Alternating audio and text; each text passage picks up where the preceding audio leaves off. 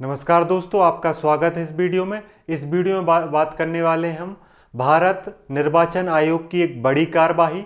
Election commission of India ने लगभग 300 से अधिक पार्टियों की मान्यता रद्द करने या उनका जो पंजीकरण है उसको रद्द करने की प्रक्रिया शुरू की है। ये प्रक्रिया क्यों शुरू की है, वो कारण कौन से हैं, वो पार्टियां कौन सी हैं और भारत में मुख्य प्रकार से पार्टियों के प्रकार क्या होते हैं, उन सबको इस वीडियो में जानेंगे।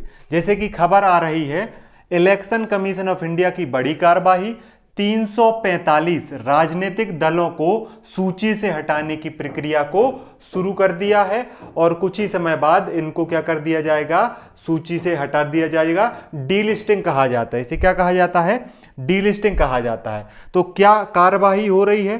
भारत का जो निर्वाचन आयोग है उसने देश भर की 345 रजिस्टर अनरिकॉग्नाइज्ड पॉलिटिकल पार्टी, जिन्हें RUPPS भी कहा जाता है, को डीलिस्ट करने की प्रक्रिया शुरू की है। गैर मान्यता प्राप्त जो पंजीकृत दल हैं उनको डीलिस्ट किया जाएगा, उनको सूची से हटाया जाएगा। और कौन हटाएगा? भारत निर्वाचन आयोग। और इस कार्यवाही की अध्यक्षता कौन कर रहे हैं? मुख्य चुनाव आयुक्त श्री ज्ञानेश कुमार। आपसे एग्जाम में पूछा जा सकता है, वर्तमान में भारत के मुख्य चुनाव आयुक्त कौन है? मुख्य चुनाव आयुक्त हैं ज्ञानेश कुमार। और अन्य चुनाव आयुक्तों में कौन आते हैं? डॉक्टर सुखबीर सिंह संधू और डॉक्टर विवेक जोशी।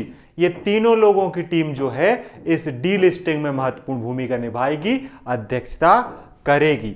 और इलेक्शन कमीशन ऐसा क्यों करना चाहती है? तो देखिए, राजनीतिक व्यवस्था की सफाई। इस कार्यवाही का मुख्य उद्देश्य सक्रिय, उत्तरदायी और पारदर्शी राजनीति, मतलब वो पार्टियां जो सही से राजनीतिक स्थिति को, पारदर्शिता को, सक्रियता को नहीं निभा पा रहे हैं, उन्हें डीलिस्ट किया जाएगा, उन्हें सूची से हटा दिया जाएगा। और निष्क्रिय दलों की छटनी करना। यह अभियान सुनिश्चित करता है कि सिर्फ वे ही पार्टियां बनी रहें जो वास्तविक चुनावी भागीदारी करें और नियमों का पालन करें।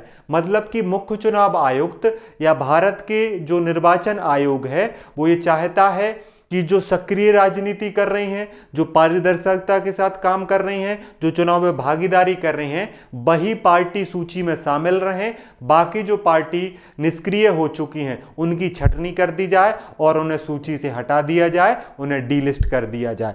और किन पार्टियों को किया जा रहा है? देखिए, डीलिस्टिंग का कारण क्या है, पार्टियों को हटाया क्यों जा रहा है? चुनाव में भागीदारी नहीं कर रही हैं इसलिए हटाया जा रहा है, उनका कोई ऑफिस नहीं है इसलिए हटाया जा रहा है, कानून और नियमों का पालन नहीं कर रही हैं इसलिए हटाया जा रहा है, और सरकारी लाभों का दुरुपयोग कर रही हैं। चुनाव आयोग ने ऐसी 345 पार्टियों को लिस्ट किया है, मतलब कि डिलिस्ट करने के लिए उनको देखा है कि जो 2019 से अब तक कोई भी लोकसभा, विधानसभा उपचुनाव लड़ा ही नहीं। मतलब कि ये पार्टियां चुनाव आयोग के साथ ऐड तो हैं, उनमें यहां पंजीकृत तो हैं, लेकिन 2019 के बाद कोई भी चुनाव नहीं लड़ा, ना लोकसभा का चुनाव लड़ा, ना विधानसभा का चुनाव लड़ा, ना कोई बाईपोल, ना कोई उपचुनाव लड़ा। तो इस वजह से इनको हटाने का फैसला कर रहा है भारतीय निर्वाचन आयोग। साथ में इन दलों का कोई फिजिकल कार्यालय नहीं मिला है जिससे इनकी वास्तविक गतिविधियों पर संदेह है। मतलब राजनीतिक पार्टी तो है लेकिन कोई ऑफिस ही नहीं है, इसलिए चुनाव आयोग इनको डिलिस्ट करेगा। और ज्यादातर पार्टियां ऑडिट रिपोर्ट, चंदा विवरण, वित्तीय विवरण जैसी आवश्यक जानकारियां नहीं देती हैं। ना ही ये बताना कि चंदा कितना मिला, ना ये पता है कि ऑफिस कहां है, ना ये बताना कि वित्तीय विवरण कैसा है। तो कुछ जानकारी नहीं देना, तो चुनाव आयोग कह रहे हैं गेट आउट। ठीक है। सरकारी लाभों का दुरुपयोग करते हैं, पंजीकृत दलों को टैक्स में छूट मिलती है, चुनाव वित्तीय छूट के दुरुपयोग कर रही हैं, जो मनी लॉन्ड्रिंग और टैक्स चोरी का रास्ता बन सकता है। चुनाव आयोग के अनुसार जो ये पार्टियां हैं ये चुनाव नहीं लड़ रही हैं लेकिन टैक्स बचा रही हैं, टैक्स चोरी कर रही हैं और इससे मनी लॉन्ड्रिंग की संभावना हो सकती है। इसलिए जो है चुनाव आयोग कितनी पार्टियों को डिलिस्ट कर रहा है? 345। ये पहला चरण है। आने वाले समय में और पार्टियों को भी डिलिस्ट किया जा सकता है। 1100 से ज्यादा पंजीकृत गैर मान्यता प्राप्त दल हैं, जिनमें से अभी 345 को हटाया जा रहा है और आगे और भी हटाया जा सकता है। अब देखिए प्रक्रिया क्या है, इनको डिलिस्ट करने की प्रक्रिया है, राज्य और केंद्र शासित प्रदेशों के जो मुख्य चुनाव अधिकारी हैं उनको डायरेक्शन दिया गया है कि भी इन पार्टियों को कारण बताओ नोटिस जारी करें, उन्हें सुनवाई का मौका दें और फिर report election commission of India को भेजें, जिसके बाद अंतिम निर्णय आयोग करेगा। और ये किस कानून के आधार पर किया जा रहा है, जनप्रतिनिधि अधिनियम 1951 की जो धारा 29A है, 29A, उसके अंतर्गत किया जा रहा है। एग्जाम में क्वेश्चन पूछा जाए कि राजनीतिक पार्टियों को मान्यता किस अधिनियम के माध्यम से दी जाती है, तो जनप्रतिनिधित्व अधिनियम 1951, और इसी के आधार पर पार्टियों को डिलिस्ट भी किया जा रहा है। पहले राज्य और केंद्र शासित प्रदेश के जो चुनाव अधिकारी हैं वो ऐसी पार्टियां जो सही से नियमों का पालन नहीं कर रही हैं, जिनका ऑफिस नहीं है, जो नियमों का दुरुपयोग कर रही हैं, उन्हें नोटिस भेजेंगे, फिर उनसे बोलेंगे कि आप अपनी सफाई दीजिए, आपके पास मौका है अपने आप को सही साबित करने का, अगर गलत हुई तो वो रिपोर्ट बना के भेजेंगे इलेक्शन कमीशन ऑफ इंडिया को, जो ये निर्णय लेगा कि अब ये पार्टी डिलिस्ट की जाती हैं, इन्हें सूची से हटाया जाता है, अब ये राजनीतिक चुनाव पार्टियां नहीं रह पाएंगी, ऐसा किया जाएगा। ठीक है। अब देखिए ये इंपॉर्टेंट है, एग्जाम में आपसे पूछा जाए भारत में राजनीतिक दलों के कितने प्रकार होते हैं। मुख्य रूप से भारत में 3 प्रकार की पार्टियां होती हैं। कितने प्रकार की पार्टियां होती हैं? 3 प्रकार की। इलेक्शन कमीशन ऑफ इंडिया ने जो है वो 3 प्रकार की पार्टियों को क्या दिया है, राजनीतिक रूप से मान्यता दी है।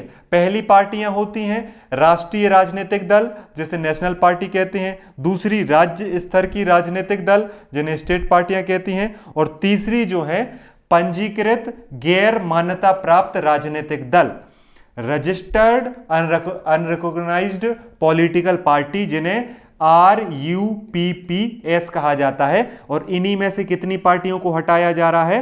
345 को हटाया जा रहा है। ये कितनी है? 1128 या इससे ज्यादा हैं, उनमें से इतने को हटाया जा रहा है। तो 3 प्रकार की पार्टियां होती हैं। नेशनल पार्टीज होती हैं जो वर्तमान में 6 हैं, राज्य स्तर की पार्टियां होती हैं जो वर्तमान में 50 से ज्यादा हैं, और ये 1100 से ज्यादा हैं तीसरी, पंजीकृत गैर मान्यता प्राप्त राजनीतिक दल।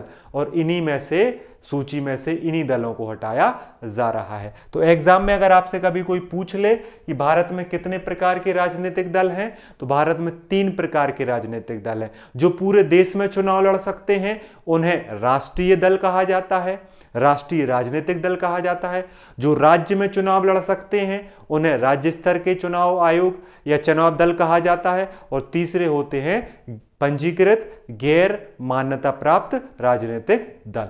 अब हम एक एक करके राष्ट्रीय पार्टी के बारे में, राज्य स्तर की पार्टी के बारे में और पंजीकृत गैर मान्यता प्राप्त राजनीतिक दलों के बारे में जान लेते हैं। बनते कैसे हैं, इनकी संख्या कितनी है ना, कौन कौन सी शर्तें फॉलो करते हैं ये। तो देखिए सबसे पहले बात करते हैं राष्ट्रीय राजनीतिक दल, जिसे आप नेशनल पॉलिटिकल पार्टी कहते हैं या राष्ट्रीय पार्टियां कहते हैं। वर्तमान में राष्ट्रीय पार्टियां कितनी हैं? भारत में वर्तमान में 6 राष्ट्रीय पार्टियां हैं, और इनको मान्यता कौन देता है? Election commission of India. आपसे कोई बोले राष्ट्रीय पार्टी है, राज्य स्तर की पार्टी है या गैर मान्यता प्राप्त पंजीकृत पार्टी है, ये कौन घोषित करता है? ये शर्तें कौन तय करता है? भारत निर्वाचन आयोग करता है। अगर किसी दल को एक शर्त पूरी करनी, कितनी शर्त पूरी करनी है? एक शर्त। इन 3 शर्तों में से कोई एक शर्त पूरी कर ले तो उसे भारत का चुनाव आयोग जो है वो राष्ट्रीय पार्टी घोषित कर देगा। पहला, लोकसभा में कम से कम 2% सीटें या 3 या उससे अधिक राज्यों में। देखो 11 सीटें जीतना है, मतलब लोकसभा की टोटल सीटों की 2% सीटें जीतना है 3 या उससे अधिक राज्यों में। मतलब कि 11 सीट अगर एक राज्य में जीत गए, 2% सीट एक राज्य में जीत गए, तो राष्ट्रीय पार्टी बनने का मौका नहीं मिलेगा।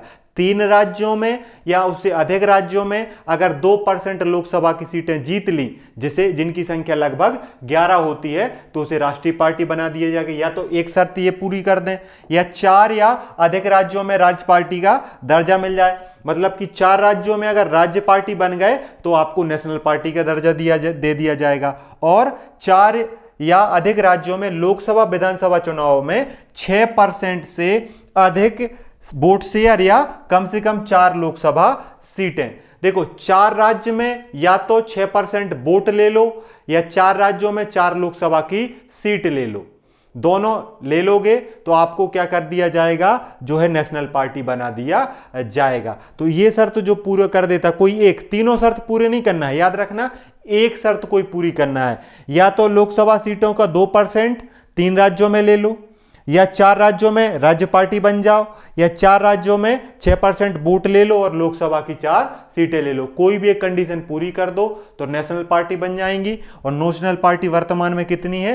6 नेशनल पार्टी हैं वर्तमान में। 6 नेशनल पार्टी, पहली भारतीय जनता पार्टी बीजेपी, राष्ट्रीय कांग्रेस, भारतीय राष्ट्रीय कांग्रेस, बहुजन समाजवादी पार्टी, भारतीय कम्युनिस्ट पार्टी CPIM मार्क्सवादी, नेशनल पीपुल्स पार्टी NNP, ये पूर्वोत्तर मेघालय से जुड़ती है, और आम आदमी पार्टी। ये टोटल 6 पार्टियां हैं। BJP, Congress, BSP, CPIM, NNP और आम आदमी पार्टी, ये टोटल 6 पार्टी जो है नेशनल पार्टी हैं। बीजेपी की स्थापना 1980 में हुई, कांग्रेस की 1885 में, BSP की 1984 में, CPIM की 1964 में, NNP नेशनल पीपुल्स पार्टी की स्थापना 2013 में, आम आदमी पार्टी की स्थापना 2012 में।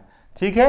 और अभी वर्तमान में बीजेपी के अध्यक्ष JP नड्डा, कांग्रेस के मल्लिकार्जुन खड़गे, BSP की मायावती और CPIM के महासचिव हैं MA बेबी, NNP के कॉनराड संगमा और आम आदमी पार्टी के अध्यक्ष हैं अरविंद केजरीवाल। तो टोटल ये 6 राष्ट्रीय पार्टियां हैं।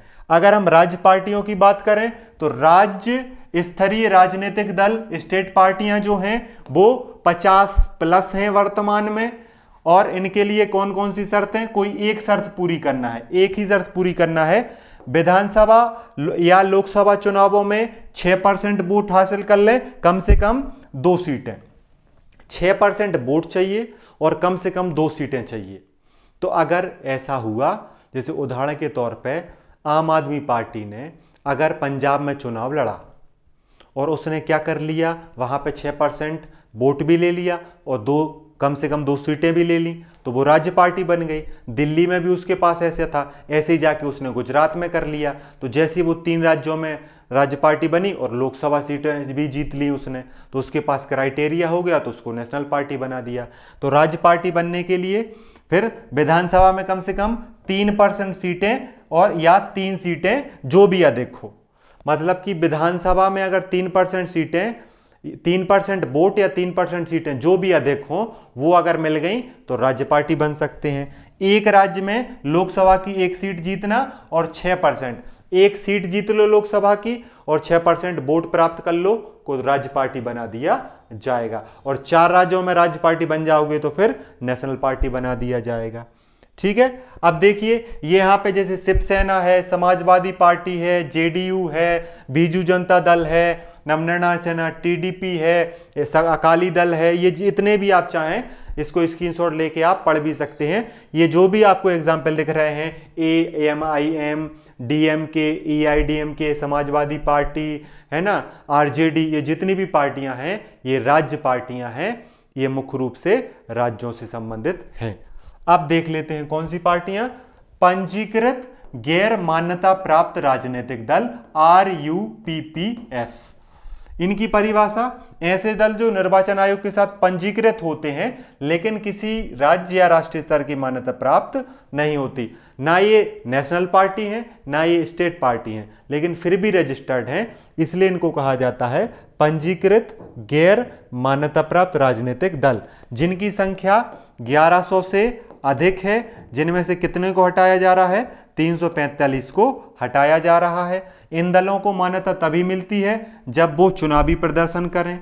इन दलों को स्थायी चुनाव चिन्ह नहीं मिलते हैं और इन्हें कुछ कानूनी और वित्तीय लाभ दिए जाते हैं। पंजीकरण कराना जरूरी है, पंजीकरण कराने से बहुत सारे लाभ जो हैं वो मिलने लगते हैं। तो इस वीडियो में इतना ही।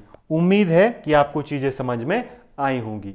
हमने आपको बताया कि चुनाव आयोग ने कैसे 345 पंजीकृत गैर मान्यता प्राप्त राजनीतिक दलों को सूची से हटाने का फैसला किया है। हमने नेशनल पार्टी के बारे में भी जाना, हमने स्टेट पार्टीज के बारे में भी जाना और हमने RUPPS के बारे में भी जाना। वीडियो कैसा लगा कमेंट में जरूर बताएं। पढ़ते रहें और अपना ध्यान रखें। जय हिंद, जय भारत।